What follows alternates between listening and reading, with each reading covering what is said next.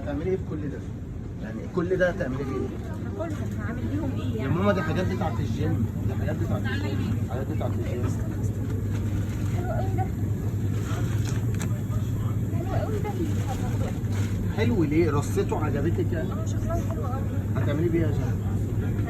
هنعمل بيه ايه؟ هناكل ايه؟ كل خدي يا حاجه جنى، خدي. هتاكل. يلا. عايزة تاخدي جبنة كمان؟ خدي يا جنى كده. تعالي كده.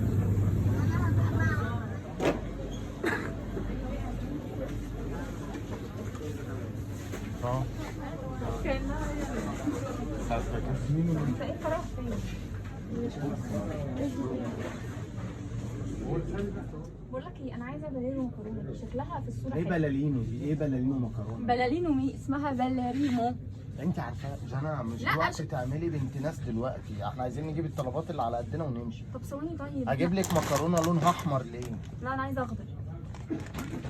عايزه مكرونه خضر. هتعملي ايه لابوك وامك بكره؟ مش عارفه هنعمل ايه. انا عرفت بقى. انا اول لما دخلت عشان تعرف ان انا بفكر فيهم اكتر من انا اول ما دخلت خدت بالي من اللي هم عايزينه. تعالي عامل لك اكله هيدعوا لي منها. تعالي.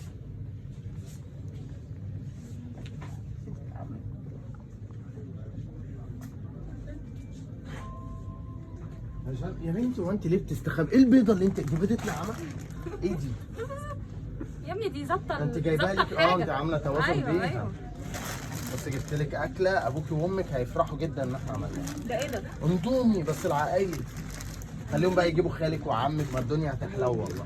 هتاكل اهلي اندومي؟ ما احنا جايبين هوت دوج هنقطع لهم هوت دوج على اندومي. انت بتهزر صح؟ عايزه ايه يا جنى؟ يعني بغض النظر عن ان هي اكله اساسا مش للكبار، انت جايبها بالشطه المولعه، مش دي كوري؟ انت عايز تموتهم شغل، ما هي دي اللي لقيتها عائليه.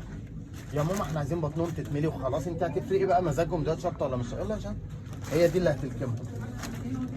تصدق معاك حق. انا هقنعك عشان والله ما ندفعش العظيم. كتير. عشان ما ندفعش كتير. تعالى تاكلوا معلقتين والشطه هتاكلهم وخلاص. هات صلصه بقى بالمره. واحد صلصه ماشي.